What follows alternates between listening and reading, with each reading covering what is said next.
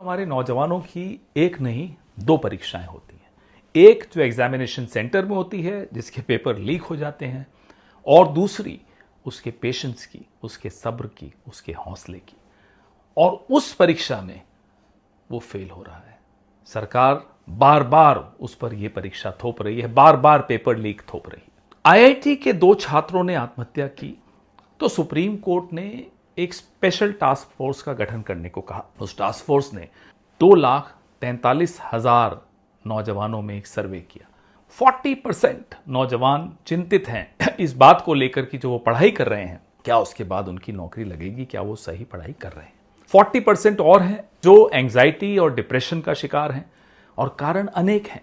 बड़ी बड़ी donations, paper leak, बस और ट्रेन के सफर की जो आपने पटना में हालत देखी, और उसके बाद नौकरी न मिलने का डर। ये तमाम कारण ऐसे हैं जिससे ये बताते हैं कि 2013 में आत्महत्याएं जो नौजवानों ने की वो 8,400 थी। वो बढ़कर 2024 में 14,488 हो गई।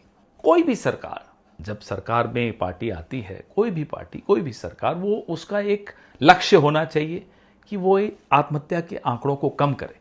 किसान आत्महत्या एक बहुत बड़ा मुद्दा, इसमें कोई शक की बात नहीं। लेकिन आप हैरान होंगे ये जानकर कि हमारे नौजवानों की आत्महत्या का आंकड़ा किसानों से कहीं ज्यादा आगे बढ़ चुका है। यही कारण है कि 24 से कम की उम्र की डिप्रेशन के केसेस 75% है। 75% लोग जो डिप्रेशन का शिकार हैं, अवसाद का शिकार हैं, वो 24 से कम उम्र के होते हैं। क्यों? क्योंकि ये एक ऐसी नाजुक उम्र होती है जब आपके चारों तरफ और आपके अपने शरीर में, आपके मन में, आपकी सोच में बहुत भारी परिवर्तन हो रहे होते हैं। जिस तरह से, जिस नज़रिए से आप लोगों को देखते हैं, जिस नज़रिए से लोग आपको देखते हैं, समाज आपको देखता है, वो दबाव आप पर रहता है। और उस पर परीक्षा का दबाव, उस पर पेपर लीक का दबाव, उस पर एक अनसर्टेन फ्यूचर का दबाव, और एक इनसेंसिटिव सरकार का दबाव। परीक्षा पे चर्चा, अरे साहब परीक्षा पे चर्चा आप क्या करेंगे? आपने दी है कितनी परीक्षाएं जिंदगी में?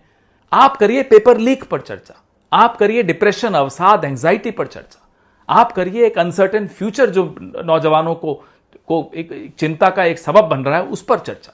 छोड़िए ना परीक्षा पर चर्चा। राहुल गांधी और कांग्रेस पार्टी तो इस पर चुप नहीं बैठेगी। ये हमारे पॉलिटिकल एजेंडा का प्रमुख हिस्सा है और होना चाहिए, क्योंकि ये बहुत बड़ा मुद्दा है और ये पूरे समाज, पूरे आने वाली पीढ़ी का मुद्दा है। जो अंधकार हमारे नौजवानों के जीवन में दिख रहा है, उसको दूर करने के लिए हमें पहल लेनी होगी। आज कोटा में राहुल जी एक संवाद कर रहे हैं नौजवानों के साथ, ये वही पहल है। उस अंधेरे में एक चिराग जलाने की कोशिश है, का पहला कदम है। आइए सब इस संवाद में शामिल हों ताकि ये चिराग मशाल बन सके। जय हिंद।